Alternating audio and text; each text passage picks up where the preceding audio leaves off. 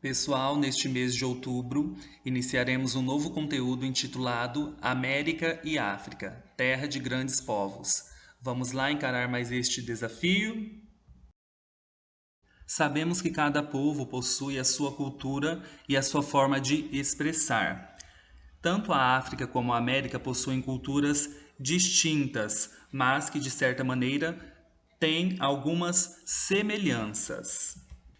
Como exemplo, citamos o processo de colonização que ambas estas regiões passaram durante o período em que nós conhecemos como Idade Moderna. E este período de colonização vai se estender também na contemporaneidade.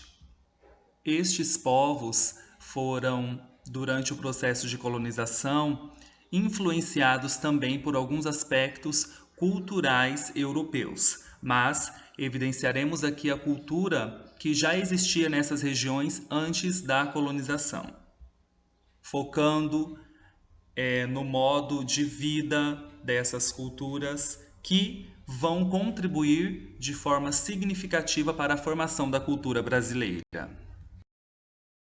Iniciaremos falando sobre os reinos e povos da África, dando enfoque nos reinos do Sahel.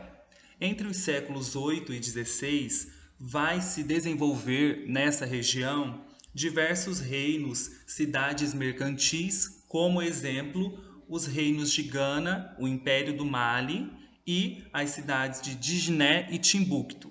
Esses reinos e cidades vão integrar as rotas de comércio e vão fazer com que haja a construção de grandes mercados de distribuição de produtos que cruzavam o deserto do Saara de norte a sul. Por isso que essas rotas eram chamadas de rotas transsaarianas. Os mercadores, principalmente aqueles que vinham do norte da África, os árabes, eles levavam sal, cobre aos mercados dessas sociedades sahelianas, mais ao sul, de onde compravam ouro, marfim, peles e pessoas escravizadas, além também de outros artigos. O reino de Gana é considerado o reino mais antigo do Sahel e vai se localizar mais ao sul do deserto do Saara e se constituiu por volta do ano 300. Por muito tempo esse reino era chamado pelos árabes de Terra do Ouro, por causa das riquezas auríferas que existiam neste lugar. Os comerciantes de Gana, eles vão trocar o ouro principalmente por sal. É interessante a gente observar aqui que o sal vai ser a principal moeda de troca nas relações comerciais deste período. Além de também ser usado, logicamente, na alimentação e na conservação dos alimentos. Além do ouro, outros produtos faziam parte do comércio, como goma, sorgo, milhete, ambar, peles, penas e marfim. Aqui ao lado nós temos uma imagem que vai representar o âmbar, que era uma resina fóssil de cor amarelada utilizada na fabricação de joias, e a goma é uma seiva produzida por algumas espécies de árvores. A sociedade do Império de Gana estava assim organizada. Os imperadores eram chamados de Ganas ou Caiamangas e a sociedade era estratificada, ou seja, as pessoas que pertenciam a uma determinada classe social não passavam para outra. No topo da pirâmide estavam os nobres, em seguida os homens livres, logo mais abaixo os servos e os escravos.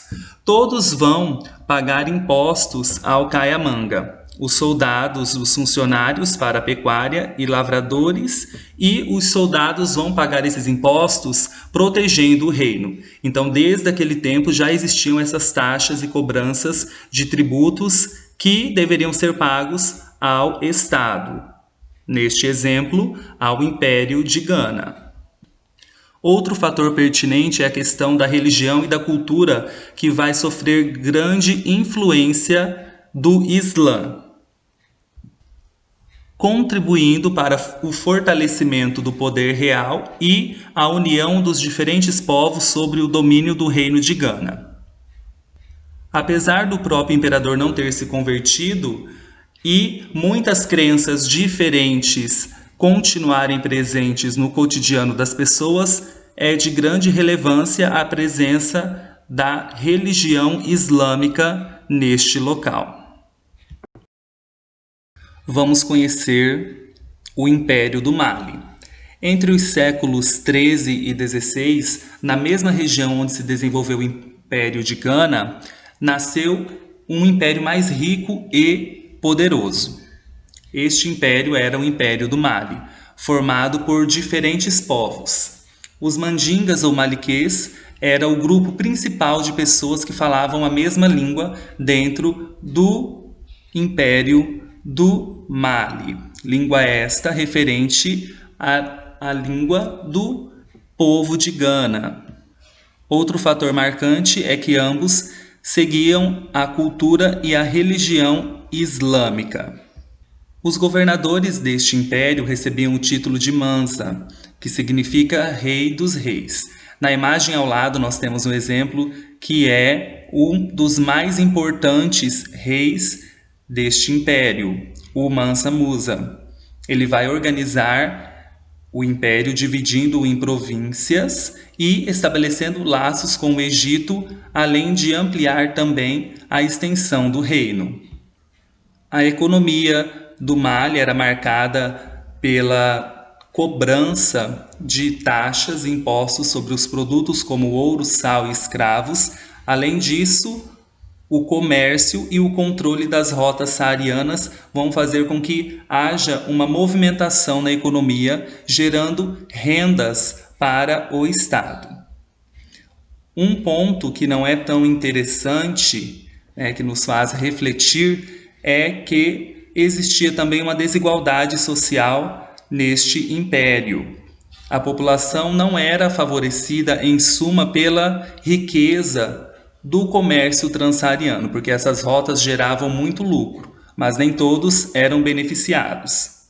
Os súditos eles viviam nos vilarejos, habitados em casebres, como diz aqui o texto, feitos de barro, cultivavam para sua sobrevivência alguns produtos como o milhete, o sorgo, o inhame, algodão e entre outros, além de criar alguns animais e produzirem objetos artesanais.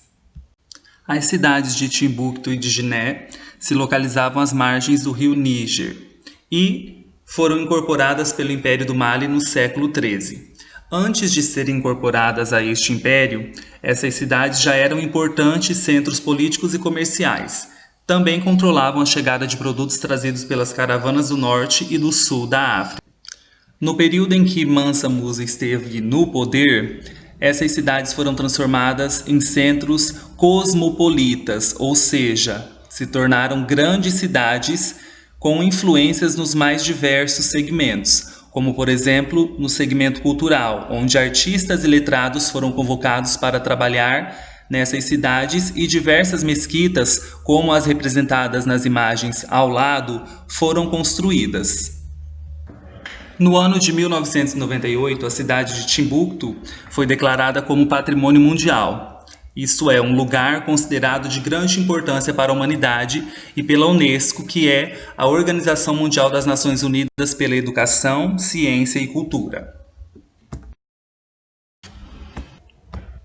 Outros povos africanos que veremos são os povos iorubás e bantus, povos estes importantes para a formação cultural do nosso país, e nós veremos isto logo mais a seguir. A partir do século XVI, muitos dos africanos foram trazidos de maneira forçada para o Brasil para trabalharem como escravos. Muitos destes povos pertenciam à etnia Banta e Iorubá. Esses povos vieram das regiões que hoje correspondem à Nigéria, a Costa do Marfim, os Camarões, Angola, o Congo e Moçambique. Uma vez que já estavam no Brasil, eles entraram em contato com os povos que aqui viviam como imigrantes de outras regiões do mundo e com pessoas de diferentes localidades do próprio continente africano, criando juntos a cultura afro-brasileira. Esta é a grande importância desses povos, é que eles, ao se misturarem, assim digamos, com os demais povos, vão formar a cultura afro-brasileira.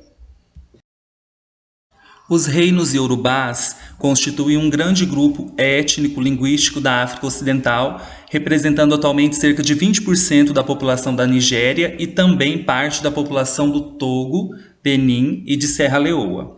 Fora da África, a cultura iorubá tem forte presença no Brasil e em Cuba. Esses reinos estavam organizados em cidades-estado independentes que mantinham relações comerciais entre si. Como exemplo, citamos as cidades de Ifé, Oio, Oru, Benin e Ila.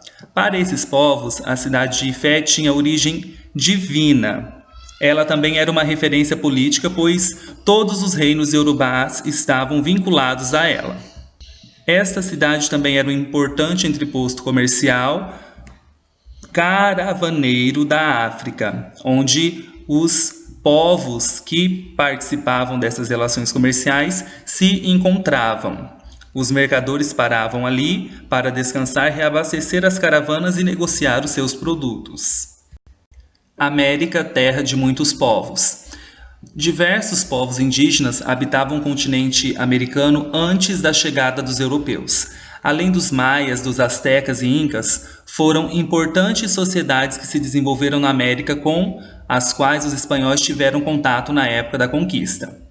Algumas pesquisas estimam que no final do século XV, antes do período da colonização, cerca de 50 milhões de pessoas viviam na América, distribuídas em sociedades muito diversas entre si, dos pontos de vista cultural, político, econômico e social. Como exemplo, vamos citar o Brasil, onde as diferentes sociedades indígenas nômades circulavam no território em busca de alimento e outras se estabeleciam em pequenas sociedades conhecidas como aldeias. São exemplos de povos indígenas brasileiros, os xingus, os tupis, os guaranis, entre outros diversos com suas culturas distintas. A partir de então, nós veremos no nosso continente, a América, os diversos povos que aqui habitavam no período que vai anteceder a chegada do colonizador europeu. Dentre os diferentes povos americanos, vamos começar pelo povo asteca. De acordo com uma lenda, o deus asteca vai prometer, por meio do seu sacerdote, conduzir o seu povo à região de Aztlán, ao norte antiplano central mexicano, para um novo local mais ao sul. Esse povo habitava na região que corresponde ao México na atualidade. Em 1325, depois de anos de peregrinação, os mexicas, astecas, daí vem o nome México, chegaram ao local indicado pelo sacerdote, uma ilhota, do lago Texcoco, onde construíram uma pequena cabana de bambu que foi o primeiro templo dedicado ao deus que eles cultuavam. Guerreiros e conquistadores iniciaram a dominação de cidades e povos vizinhos, o que vai provocar a formação de um grande império. Império este, o Azteca. Para viver nesta ilha, onde a cidade de Tenochtitlán foi erguida para suprir as necessidades da população, os astecas vão realizar obras que exigiam muito conhecimento técnico. Então, ao contrário do que muitos pensam, os povos que habitavam aqui na América, em alguns aspectos, eram considerados, como por exemplo durante a Idade Média, como povos com conhecimento científico superior aos povos europeus. Para ampliar essas terras cultiváveis, os astecas vão criar terraços sobre a água dos lagos, que chamavam de chinampas. Esses canteiros flutuantes eram utilizados para o cultivo de flores e hortaliças. Na América do Sul, outro povo vai se destacar na formação de um grandioso império, vizinho do Brasil, assim digamos. Esse povo é o povo Inca. Quando os espanhóis vão chegar aqui na América do Sul, no início de 1530, os Incas dominavam uma grande parte do território. O império incluía dezenas de outros povos diferentes que constituíam pequenos reinos e assim como eles eram herdeiros de um modo de vida construído ao longo de pelo menos 5.000 anos de história. Se analisarmos, este povo possui uma cultura muito antiga. Esses povos, apesar de serem diversos na formação deste império, eles tinham algumas características semelhantes, como, por exemplo, as técnicas de construção, a prática agrícola e a criação de lhamas e alpacas, além também da hierarquização social no interior de um mesmo grupo de pessoas, e também a existência de um Estado centralizado na figura de um soberano, cercado de militares e sacerdotes religiosos. Esses povos tinham a presença constante da religião no seu dia a dia. Os fatores climáticos e geográficos da Cordilheira dos Andes vão exigir desses povos um enorme esforço para o desenvolvimento de técnicas voltadas à agricultura, assim como o abastecimento da população e a circulação de pessoas e mercadorias dentro do império, permitindo estruturar a sua civilização graças a essas adaptações que eles foram desenvolvendo ao longo do tempo. Nesta sequência de imagens, nós vemos algumas representações do Império Inca. Nós temos aqui um GIF que vai retratar a cidade de Machu Picchu, que nós veremos no próximo slide. Na segunda foto, o soberano e sua esposa. E, na terceira imagem, a diferença entre alpaca e ilhama. Um importante centro turístico e histórico é Machu Picchu. Ela foi uma das últimas e únicas cidades que vão sobreviver à conquista espanhola por provavelmente não ter sido descoberta pelos europeus no período colonial. Essa cidade foi construída no topo de uma montanha, no vale do rio Urubamba, a cerca de 2.400 metros de altitude. Abandonada por seus habitantes, em uma época em que não se sabe, essa cidade ficou coberta por vegetação e também sendo este um dos fatores que impediram a sua localização no período em que a região foi colonizada pelos espanhóis. Machu Picchu conquistou fama ao ser encontrada pela expedição do arqueólogo estadunidense Hiram Bingham, no ano de 1911. E aqui no Brasil, quais eram esses povos que viviam antes da chegada dos europeus? No nosso país, atualmente, os diferentes grupos étnicos que habitavam desde épocas anteriores ao início da colonização portuguesa, que se iniciou no século XVI, faziam parte de um grupo maior dos povos ameríndios. No momento da descoberta do Brasil, esses povos nativos eram compostos por tribos seminômades que sobreviviam da caça, da pesca, da colheita e da agricultura itinerante, pois se locomoviam constantemente em busca de alimentos para sua sobrevivência, desenvolvendo culturas diferenciadas. Quando nós falamos de índio, dos povos indígenas brasileiros, a gente tem que ter noção de que esses povos não formam uma única etnia. A seguir nós veremos um exemplo no nosso estado, Mato Grosso, de inúmeros grupos que formam a população indígena brasileira. Sempre que nós tratarmos deste assunto, deveremos ter em mente que inúmeros são os povos indígenas brasileiros. No estado de Mato Grosso aconteceu o mesmo que ocorreu no litoral, em que os indígenas que ofereciam resistência ao colonizador, estes eram massacrados ou presos e utilizados como mão de obra escrava. Uma estratégia que também era utilizada pelo colonizador foi estabelecer alianças com os povos indígenas, resultando na sua dominação cultural.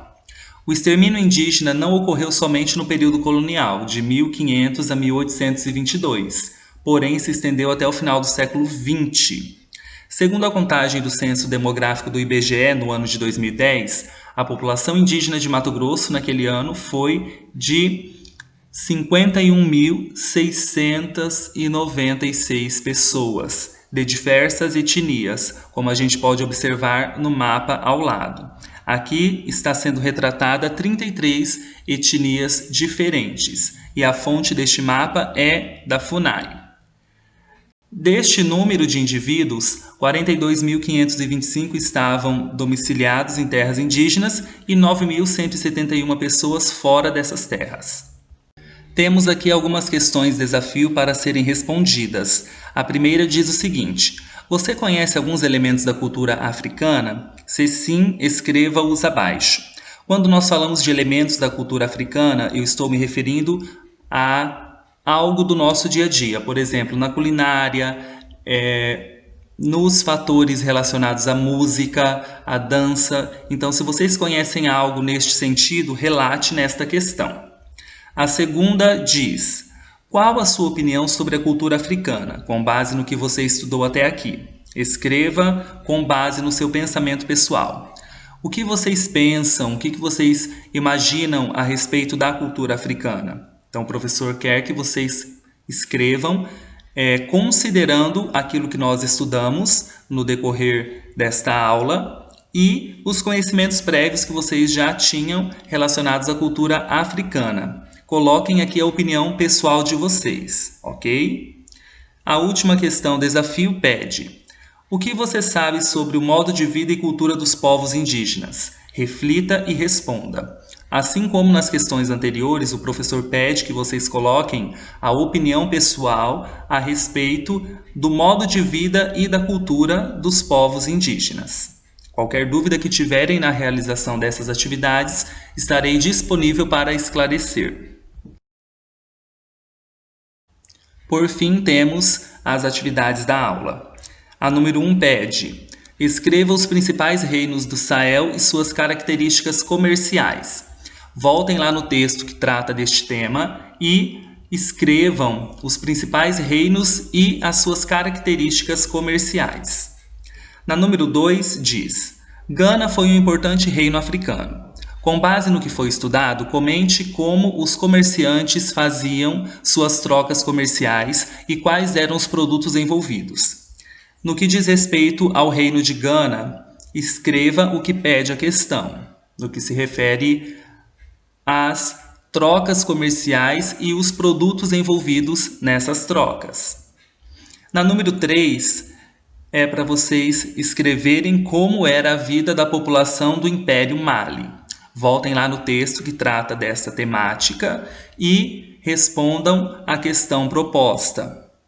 Façam a leitura, se necessário for, acessem ao vídeo que vai estar disponível no YouTube, o professor vai encaminhar depois para vocês o link também.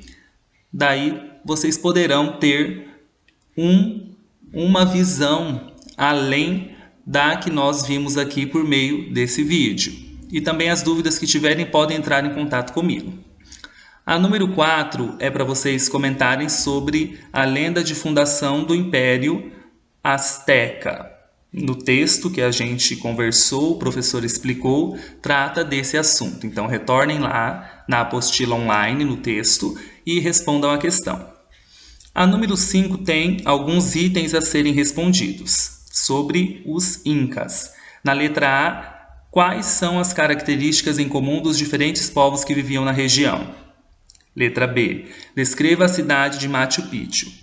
Analisem essas duas questões e, com base no que estudamos, responda-as.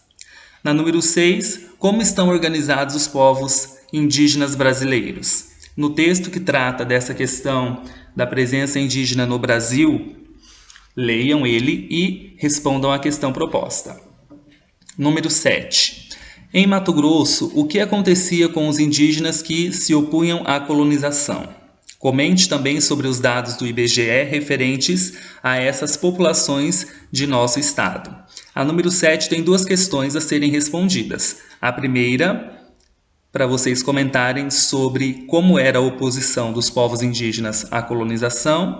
E a segunda, para que vocês coloquem os dados do IBGE referentes à população indígena na atualidade. Pessoal, esse foi o nosso vídeo de hoje. Tenham bons estudos. Qualquer dúvida que vocês tiverem a respeito das atividades ou algum conceito que vocês não entenderam, entrem em contato comigo, porque vocês sabem que eu vou estar disponível no Teams e no WhatsApp para auxiliar vocês, certo?